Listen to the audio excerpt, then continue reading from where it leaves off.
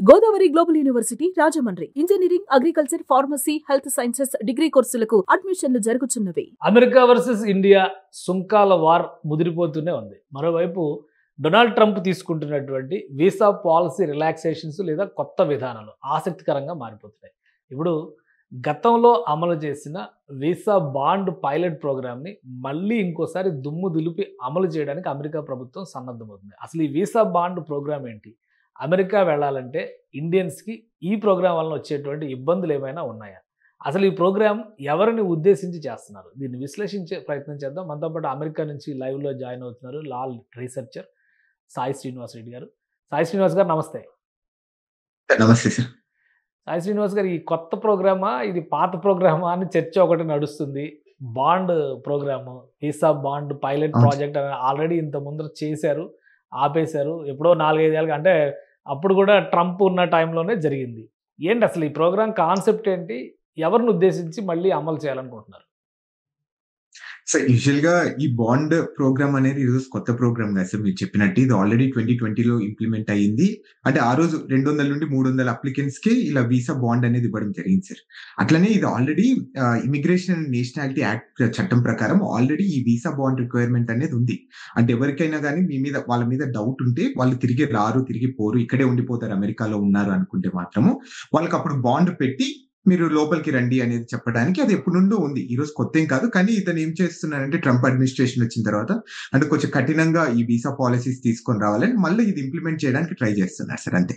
అంటే గతంలో చేసినప్పుడు ఏ కంట్రీస్కి పైన ఇంప్లిమెంట్ చేశారు? అందులో వచ్చే ఇబ్బందులు ఏంటి?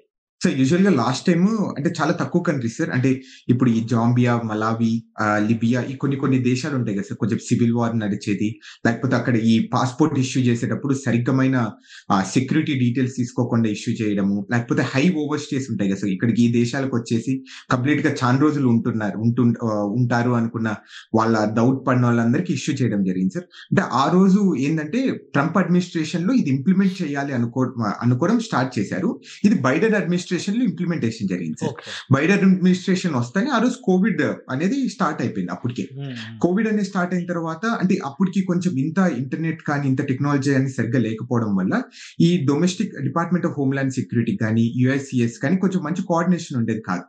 సో ఈ బాండ్ రిక్వైర్మెంట్ అనేది ఎవరికి ఇవ్వాలి, ఎలా ఇవ్వాలి, ఒకవేళ ఇచ్చిన తర్వాత రీఫండ్ అనేది ఎలా ఇవ్వాలి, ఎన్ని రోజులు మన దగ్గర డబ్బులు పెట్టుకోవచ్చు, ఎలా ఫోర్ఫీచర్ చేయొచ్చు అని ఇలా కొన్ని కండిషన్స్, కొన్ని డౌట్స్ అన్ని ఉంటాయి కదా సార్. ఒకసారి ఏ యాక్ట్ అయినా కానీ ఒకసారి ఇంప్లిమెంటేషన్ అయినంత వరకు మనకు అర్థం కాదు ఈ ఏ ప్రాక్టికల్ కన్సిడరేషన్స్ క్వశ్చన్స్ కానీ వస్తాయి అనేది. ఆ రోజు కూడా సేమ్ ఇట్లనే. సో నార్మల్ గా ఆ రోజు 200 నుండి 300 వరకు ఇంప్లిమెంట్ చేయాలని ట్రై చేసి మళ్ళీ వెనక్కి తీసుకోవడం జరిగింది. సో అసలు బాండ్ అంటే ఎంత పెట్టాల్సి ఉంటుంది? ఒకవేళ ఇండియన్స్ కానీ వేరే వాళ్ళు కానీ ఏ దేశానికి ప్రిఫర్ చేస్తే ఆ దేశానికి సంబంధించిన వాళ్ళు బాండ్ అంటే ఎంత వాల్యూమ్లో అమౌంట్ పెట్టాల్సి ఉంటుంది? సార్ ఇప్పుడు 3 టైప్స్ ఆఫ్ బాండ్స్ అనేది ఇవ్వడం జరుగుతుంది సార్. అంటే వీసా ఆఫీసర్, అంటే మనం మామూలుగా ఇంటర్వ్యూకి వెళ్ళినప్పుడు వాళ్ళు మనల్ని చూసి ఓకే వీళ్ళు వస్తారా రారా అనే ఒక కండిషన్ మీద వాళ్ళు మనకు 5,000 నుండి 15,000 లోపు బాండ్ రిక్వైర్మెంట్ అనేది పెడతారు సార్. అంటే 5,000 ఇవ్వచ్చు, $10,000 ఇవ్వచ్చు, $15,000 ఇవ్వచ్చు. అంటే సుమారు ఎట్లా కాదనుకున్నా గానీ 5-6 లక్షల నుండి సుమారు 13-14 లక్షల వరకు బాండ్ రిక్వైర్మెంట్ అనేది పెడుతున్నారు సార్. ఇది ఓన్లీ ప్రస్తుతానికైతే ఒక 2 దేశాలకు మాత్రమే ఎలిజిబిలిటీ వచ్చింది సార్. అంటే మలావి అండ్ జాంబియా దేశాలకు మాత్రమే. సో ఇక్కడ అంటే వన్ ఆఫ్ ద రీజన్ ఏంటంటే మీరు ఈ దేశాల గురించి మనం ఆలోచిస్తానే ఒకటి ఏమో గుర్తుకొస్తుంది అంటే ఇక్కడ కొంచెం ఏమైనా సివిల్ వార్ నడుస్తుంటదా, ఇక్కడ ఏమన్నా ఈ నియంత్రణ పాలన కానీ డిక్టేటర్షిప్, మిలిటరీ కూప్ అనేది కొన్ని దేశాలలో నడుస్తుంటదా అనే దేశాల గురించి ఇది మెయిన్ ఫోకస్డ్ గా ఉంటుంది సార్. ఇది సింపుల్ గా మూడే రూల్స్ ఉంటాయి సార్. నార్మల్ గా ఇది B1, B2 వీసాలకు మాత్రమే ఎలిజిబిలిటీ ఉంటుంది. అలానే ఇది ఏమైతుంది అంటే 3 నెలలకు మాత్రమే వీసా ఎలిజిబిలిటీ అనేది ఇస్తారు. ఇప్పుడు మనం మామూలుగా విజిటర్ వీసాకి అయితే 10 సంవత్సరాలు వీసా ఇస్తారు కదా సార్. కానీ ఈ విషయం వీసా బాండ్ రిక్వైర్మెంట్ లో 3 నెలలకే ఇస్తారు. 3 నెలలు ఇచ్చిన తర్వాత 3 నెలల లోపు 1 నెల రోజులు మాత్రమే మీరు అమెరికాలో ఉండేదానికి పర్మిషన్ ఇస్తారు. 30 డేస్ లోపలే మీరు మీ దేశానికి వెళ్ళిపోవాలి. లేకపోతే ఆ 5,000 నుండి 15,000 లోపు వీళ్ళ దేశాన్ని తీసేసుకుంటారు సార్ డబ్బులు. సో మన దేశం అంటే ఇండియన్స్కి ఎవరికైనా దీనివల్ల ప్రభావం పడే అవకాశం ఉంది. ఎందుకంటే ఇప్పుడు ఇండియన్స్ భయపడుతున్న పరిస్థితి ఉంది. అక్కడ ఉన్నవాళ్ళు భయపడుతున్నారు, ఇక్కడ నుంచి రావాలన్నా భయపడుతున్నటువంటి పరిస్థితి, ఆ వాతావరణం అయితే ఉంది. సో ఈ కొత్త బాండ్ పాలసీ వలన ఏమన్నా సమస్యలు వస్తాయా మన వాళ్ళకి? సార్ ఇప్పటికైతే ఏం లేదు సార్. మన దేశం గాని నార్మల్‌గా మనము ఈ ఓవర్ స్టేస్ డేటా చూసుకుంటే మాత్రం 1.08% మాత్రమే ఓవర్ స్టేస్ అనేది ఇక్కడ ఉంటున్నారు సార్. అంటే దానికి వివిధ కారణాలు గూడా ఉన్నాయి. అంటే ఇప్పుడు మీ ఫ్యామిలీ, లేకపోతే మీ పిల్లలు సరిగ్గా బాలేకపోవడము, లేకపోతే ఆ పుట్టిన పాపం సరిగ్గా హెల్త్ ఇష్యూస్ వల్ల ఆ టైంలో ఎక్స్‌టెన్షన్ ఉన్నాయి తప్ప నార్మల్‌గా ఇక్కడికొచ్చి ఇల్లీగల్‌గా మనం సెటిల్ కావాలి, ఇల్లీగల్‌గా మనం ఏమైనా చేయాలనుకున్నది చాలా తక్కువ పర్సెంటేజ్ కంపారిటివ్‌లీ మిగతా దేశాలకు. సో నాకు తెలిసినంత వరకు ఇండియా అయితే దీంట్లో ఉండదు అని అయితే నేను ఫ్యూచర్ లో కూడా నమ్మకంగా ఉన్నాను సార్. రైట్. అంటే దీని గురించి పెద్ద ఆందోళన చెందాల్సిన అవసరం లేదైతే ఈ వీసా బాండ్ ప్రాజెక్ట్ వలన లేదా పాలసీ వలన మన వాళ్ళు ఎవరు ఇబ్బంది పడాల్సిన అవసరం లేదు. ప్రస్తుతానికైతే మనం ఏం ఇబ్బంది పడాల్సిన అవసరం లేదు సార్. కానీ మనకి ఇంప్లిమెంటేషన్ జరిగితే మాత్రము సో మన వాళ్ళు కూడా చాలా ఆలోచిస్తారు. అంటే మనం అమెరికాకి $15,000 పెట్టి షూరిటీ పెట్టి మనం అమెరికాకి పోవాలా వద్దా అనేది కూడా సో చాలా కండిషన్స్ అనేది కన్సిడరేషన్ కి తీసుకుంటాం కదా సార్. అంటే మనం అంత ఖర్చు లాస్ట్ పెట్టి టైం పోగలమా ఇంప్లిమెంట్ లేదా? చేసినప్పుడు కూడా వీటి వలన విజిటింగ్ తగ్గిపోయింది, అమెరికా వచ్చేటువంటి యాత్రికుల సంఖ్య కూడా తగ్గిపోయింది అనే అభిప్రాయాలు వచ్చినాయని ఒక కొంత ఫీడ్బ్యాక్ వస్తుంది.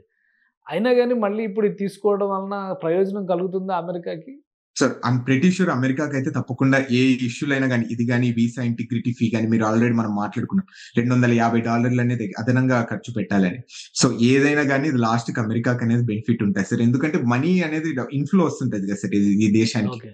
సో అట్ లాస్ట్ మనం నష్టపోతాం ఎక్కడైనా కానీ. అమెరికా కానీ మాత్రం టూరిస్టులు తప్పకుండా తగ్గిపోతారు బెనిఫిట్ కదా, పొందుతుంది సార్. టూరిస్టులు తగ్గిపోతారు కదా. $15 లక్షలు అక్కడ బాండ్ రూపంలో పెట్టి వెళ్ళడం అవసరమా అనుకుని వేరే చోటుకి వెళ్ళొచ్చు కదా, కెనడా వెళ్ళొచ్చు పక్కనే ఉంటుందని చెప్పని, ఇంకా వేరే ఏమన్నా కంట్రీస్కి వెళ్ళొచ్చు కదా. సో దానివలన డౌన్ఫాల్ అనేది ఉండదా, అమెరికా సందర్శకుల సంఖ్య పడిపోవడం అనేది ఉండదా? సార్ అంటే మనం ప్రాక్టికల్ గా ఇది ఇంప్లిమెంటేషన్ అవుతుందా కాదా మన ఇండియాకి అనేది పక్కన పెట్టుకుంటే ఇది ఆల్రెడీ గత 5-6 నెలల నుండి ఈ టూరిస్ట్ వీసా గానీ F1 వీసా గానీ విపరీతంగా తగ్గిపోవడం జరిగింది సార్. అంటే మన ఏదో ఒక న్యూస్ చూస్తుంటే $44 బిలియన్ ఈ టూరిజం F1 వీసా మీద వచ్చే డబ్బులు అమెరికాకి రాకోకుండా వెళ్ళిపోయినాయి. అంటే వివిధ దేశాలకు ఆస్ట్రేలియా కానీ జర్మనీ కానీ కెనడా కానీ. సో అంటే మీరు అన్నట్టు అది కూడా వాస్తవమే అయిండొచ్చు సార్. అంటే అది రిజల్ట్స్ వచ్చేంత వరకు మనకు కన్ఫర్మ్ గా చెప్పలేము.